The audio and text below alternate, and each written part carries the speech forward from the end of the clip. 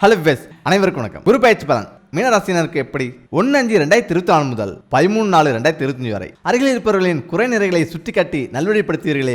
இதுவரை உங்கள் ராசிக்கு 2ஆம் வீட்டில் அமர்ந்து செல்வாக்கையும் செல்வ செழிப்பையும் தந்த குரு பகவான் 1/5/2024 முதல் 13/4/2025 வரை ராசிக்கு 3ஆம் வீட்டில் மறைகிறார். 3ஆம் இடத்து குரு முடங்கிவிடுமே என்றெல்லாம் கவலைப்பட வேண்டாம். உங்களுடைய ராசிநாதன் குரு என்பதால் குடும்பத்தில் மகிழ்ச்சி உண்டு, பணவரவு தொடரும், விலை உயர்ந்த ஆடை ஆபரணங்கள் வாங்குவீர்கள், வெளிநாடு செல்ல விசா கிடைக்கும், புது வாகனமும் வாங்குவீர்கள், இடம் மாறுவீர்கள், உங்களிடம் எழுத்து திறமை அதிகரிக்கும், ரசனைக்கேற்ப வீடு அமையும், கணவருக்கு வேலை கிடைக்கும். குரு பகவான் மாங்கல்யஸ்தானமான 7ஆம் வீட்டை பார்ப்பதால் கணவன் மனைவிக்குள் அந்யோன்யம் அதிகரிக்கும். சிலர் தனிக்குடித்தனம் செல்வீர்கள். திருமணம் தள்ளி போனவர்களுக்கு நல்ல விதத்தில் முடியும். உங்களிடம் மறைந்து கிடந்த திறமைகளை வெளிப்படுத்த நல்ல வாய்ப்புகள் கிடைக்கும். எதையும் திட்டமிட்டு செய்வது நல்லது. 3ஆம் இடத்தில் அமரும் இந்த குருவால் திட்டமிடாத விஷயங்களில் அலைச்சல் ஏற்படும். சின்ன சின்ன வேலைகளை கூட முதல் முயற்சியிலேயே முடிக்க முடியாமல் 2-3 முறை போராடிதான் முடிக்க வேண்டி வரும். மற்றவர்களின் ஆலோசனையை கேட்டு அவசர முடிவுகள் எடுக்க வேண்டாம். இளைய சகோதர வகையில் பகைமை வரக்கூடும், அதனால் எச்சரிக்கை தேவை. கூடா பழக்க வழக்கத்தை தவிர்ப்பது நல்லது. மாமனார் மாமியார் வகையில் மனத்தங்கள் வரும்.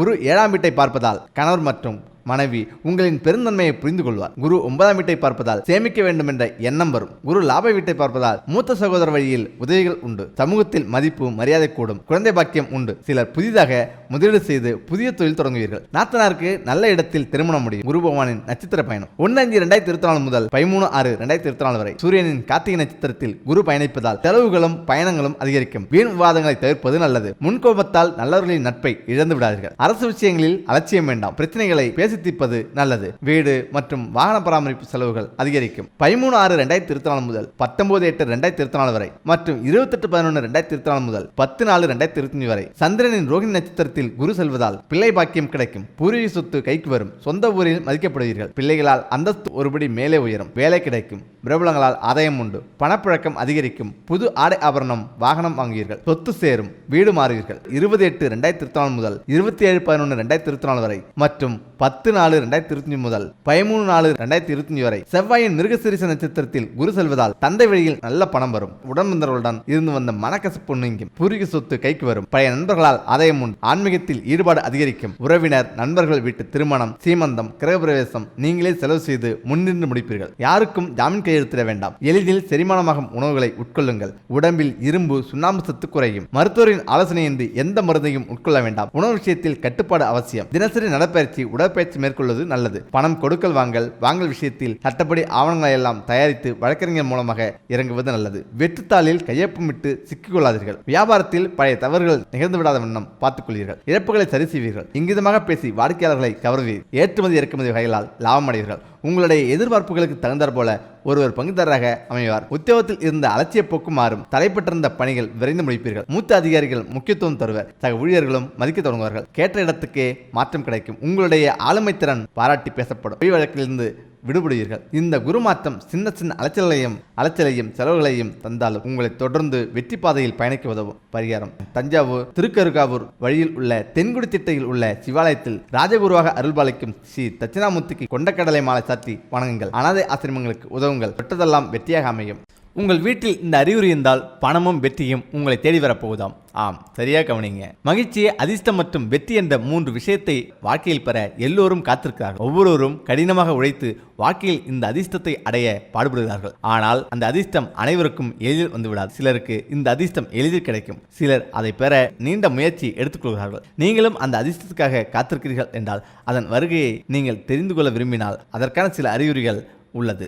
அவை என்னென்ன என்று பார்க்கலாம். இந்து நம்பிக்கையின்படி நீங்கள் ஒரு தெய்வத்தை வணங்கும் போது துரதிர்ஷ்டம் விலக, வாழ்க்கையில் அதிர்ஷ்டம் வருவதற்கான அறிகுறி உள்ளது. வழிபடும் போது தற்செயலாக உங்களின் முன் பூ விழுந்தால் அதை தெய்வ அருளாக கருதி உங்கள் வாழ்க்கையில் அதிர்ஷ்டத்தின் அடையாளமாக கருத வேண்டும். ஒருவரின் உள்ளங்கையில் அரிப்பு ஏற்பட்டால் விரைவில் எங்கிருந்தோ பணம் வருவதற்கான அறிகுறி தோன்றும் என்பது இந்துக்களின் நம்பிக்கை. இருப்பினும் ஆண்களுக்கும் பெண்களுக்கும் இந்த அடையாளம் மாறுபடும். ஆண்களுக்கு வலது கையிலும் மற்றும் பெண்களுக்கு இடது கையிலும் இந்த அறிகுறி ஏற்படும். வீட்டினுள் மட்டுமன்றி வீட்டிற்கு வெளியே வரும்போதும் செல்லும் போதும் வாழ்வில் அதிர்ஷ்டம் வரும் சுப அறிகுறிகளை காணலாம். ஒரு நபர் சில முக்கியமான வேலைகளை செய்வதற்காக வீட்டை விட்டு வெளியேறும் போது ஒரு நபர் அல்லது துப்புரவு செய்பவர் சாலை துடைப்பதை பார்த்தால் அது வெற்றியையும் நன்மையையும் குறிக்கிறது என்று நம்பப்படுகிறது. இந்து மத நம்பிக்கையின்படி வீட்டில் பூனை அழுவது மிகவும் அசுபமாக கருதப்படுகிறது. அதே பூனை வீட்டில் ஒரு குழந்தையை பெற்றெடுப்பது நல்ல அறிகுறியாக கருதப்படுகிறது. பூனை தன் குழந்தையை பெற்றெடுக்கும் வீட்டிற்கு விரைவில் லட்சுமி தேவி அந்த வீட்டிற்கு கருணை காட்டுவதாகவும் அந்த வீட்டில் செல்வம் மற்றும் தானியங்கள் குறைவில்லாமல் இருக்கும் என்றும் நம்பப்படுகிறது. இந்து மதத்தில் யானை விநாயக பெருமான அடையாளமாக கருதப்படுகிறது. அவர் மங்களம் மற்றும் லாபத்தின் கடவுளாக கருதப்படுகிறார். நீங்கள் சில முக்கியமான வேலைகளுக்காக வெளியே சென்றால் வழியில் யானை கண்டால்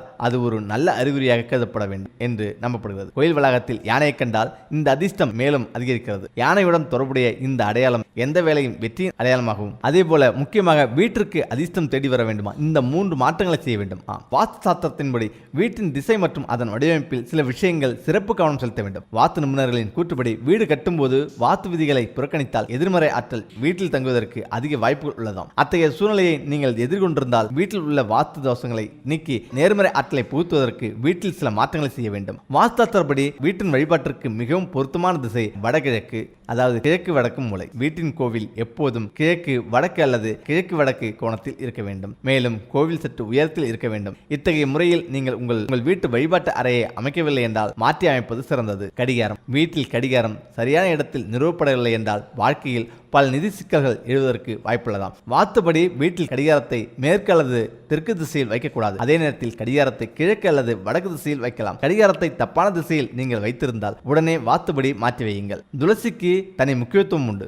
வீட்டின் முற்றத்தில் துளசி செடியை நட வேண்டும் என்று வாஸ்துவத்தில் கூறப்பட்டுள்ளது. இது தவிர வீட்டின் கிழக்கு அல்லது கிழக்கு வடக்கு திசையில் துளசி செடியை வைப்பது மங்களகரமானதாக கருதப்படுகிறது. இவ்வாறு துளசி செடியை நடுவதன் மூலம் பொருளாதார பிரச்சனைகள் நீங்கும், வீட்டில் மகிழ்ச்சி நீங்காமல் பெருகும். அதேபோல சில விலங்குகள் வீட்டுக்குள் நுழைவது மங்களகரமானதாக கருதப்படுகிறது. சில விலங்குகளின் வருகை அசுபத்தை குறிக்கிறது. இந்த 5 மிருகங்களில் ஏதேனும் ஒன்று உங்கள் வீட்டுக்கு திடீரென வந்தால் உங்கள் வாழ்க்கையில் மகிழ்ச்சி, செல்வம் மற்றும் செல்வாக்கு பெருகும். கருப்பு எறும்புகள். உங்கள் வீட்டை சுற்றியுள்ள கருப்பு எறும்புகள் உங்கள் நிதிநிலையை பலப்படுத்தும் என்று ஜோதிடம் கூறுகிறது. கருப்பு எறும்பு சனி கிரகத்துடன் தொடர்புடையதாக கருதப்படுகிறது. கருப்பு எறும்புகள் உங்கள் வீட்டிற்கு வாயிலில் முட்டையுடன் வந்தால் விரைவில் கடனில் இருந்து விடுபடுவீர்கள். அதேபோல ஆமை. ஜோதிட சாஸ்திரப்படி உங்கள் வீட்டிற்கு ஆமை வந்தால் அது சுபம். மத நூல்களில் நீர்வாழ் விலங்குகளுக்கு சிறப்பு பங்கு உண்டு. உங்கள் வீட்டிற்கு ஆமை வந்தால் அது நேர்மறை ஆற்றலை கொண்டு செல்லும். ஆமை விஷ்ணுவின் ஆமை அவதாரமாக கருதப்படுகிறது. வீட்டிற்கு அதன் வருகை லட்சுமி தேவியை மகிழ்விக்கிறது மற்றும் மகிழ்ச்சி, செழிப்பு மற்றும் அமைதியை மேம்படுத்தும். ஜோதிட சாஸ்திரப்படி உங்கள் வீட்டிற்கு கிளி வந்தால் அது மிகவும் மங்களகரமானதாக கருதப்படுகிறது. கிளி செல்வத்தின் கடவுளான குபேரனுடன் தொடர்புடையதாக நம்பப்படுகிறது. இது புதன் கிரகத்துடன் தொடர்புடையதாகவும் நம்பப்படுகிறது. புதன் மச்சிமையின் சின்னம். கிளி காமதேவரின் வாகனம் என்று அழைக்கப்படுகிறது. வீட்டுக்குள் நுழைவதால் மகிழ்ச்சி, செல்வம் மற்றும் செழிப்பு அதிகரிக்கும். தவளை. இந்திய சூழலியல் மற்றும் ஜோதிடத்தில் தவளைக்கு சிறப்பு பங்குண்டு. தவளை உங்கள் வீட்டில் நுழைந்தால் அது அதிர்ஷ்டத்தின் அடையாளமாக கருதப்படுகிறது. தவளையோ அல்லது அதன் சிலையோ செல்வத்தை கொண்டு வர வீட்டில் வைக்கப்படுகிறது. நவகிரகங்களின் முழு சுபகிரகம் வடிவில் அனைத்து விதமான செல்வங்களையும் அளிப்பவர் சப்த ரிஷிகளில் மகன் குரு என்றும் பிரகஸ்பதி என்றும் வியாழ பகவான் என்றும் அழைக்கப்படுகிறார். இவர் தேவர்களுக்கெல்லாம் குரு. நம் வாழ்வில் 2 விஷயங்கள் மிகவும் முக்கியம். அதாவது தனம் என்று சொல்லக்கூடிய பணம், இரண்டாவது புத்திர சம்பந்த் சொல்லக்கூடிய குழந்தை செல்வம். இந்த 2ஐயும் அளிக்கக்கூடிய சர்வ வல்லமை பெற்ற கிரகம் குரு.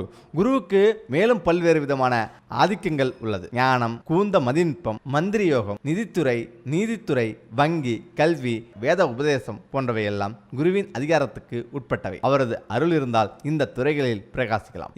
எந்தெந்த கோயில்களுக்கு சென்றால் என்ன அதிர்ஷ்டம் வரும்? குரு பரிகார ஆலயங்களுக்கு சென்று பரிகாரம் செய்தால் பாதிப்பு குறையும். தடைகள் நீங்கி புத்திரப்பேறு கிட்டுவது நிச்சயம். சென்னை அருகில் வலித்தாய நாயர் கோயில் குரு பகவான் வழிபட்ட தலமாகும். இங்கு குரு பகவான் தனி சன்னதியில் எழுந்தருளிக்கிறார். வேலூர் மாவட்டத்தில் அரக்கோணம் பேரபாக்கம் வழியில் தக்கோலம் உள்ளது. வலது காலை தரையில் ஊன்றி இடது காலை மடித்து அமர்ந்திருக்கிறார். தலையை சற்றே வலதுபுறம் சாய்த்த நிலையில் உட்கடி ஆசனத்தில் அமர்ந்த திருவுருவை இங்கு தரிசிக்கலாம். இது குரு பகவானுக்கு சிறந்த பரிகார தலமாக 2. தஞ்சை அடுத்த திட்டை வசிஷ்டேஸ்வரர் கோயில் தேவார பாடல் பெற்ற தலம். தஞ்சாவூரில் இருந்து 10 கிலோமீட்டர் தொலைவில் அமைந்துள்ளது. இந்த கோயிலில் மங்காம்பிகை சமேத வசிஷ்டேஸ்வரர் என்ற பெயருடன் இறைவனும் இறைவியும் அருள் புரிந்து வருகின்றனர். இறைவிக்கும் நடுவில் நின்ற நிலையில் குரு பகவான் ராஜகுருவாக வீட்டிருப்பது பக்தர்களுக்கு அருள் பாலித்து வருகிறார். குரு பகவானை வழிபட்டால் தோஷங்கள் நிவர்த்தியாகும் என்பது நம்பிக்கை. 3. தட்சிணாமூர்த்தி திருவாரூர் மாவட்டம் ஆலங்குடி ஆபத்காசேஸ்வரர் கோயில் குரு பரிகார தலங்களாகும். இத்தலம் பஞ்ச ஆரண்ய தலங்களில் ஒன்றாகும். இந்த திருக்கோயில் பிரகாரத்தின் இடதுபுறம் தட்சிணாமூர்த்தியாக குரு பகவான் அருள் புரிகிறார். தமது சீடர்களுக்கு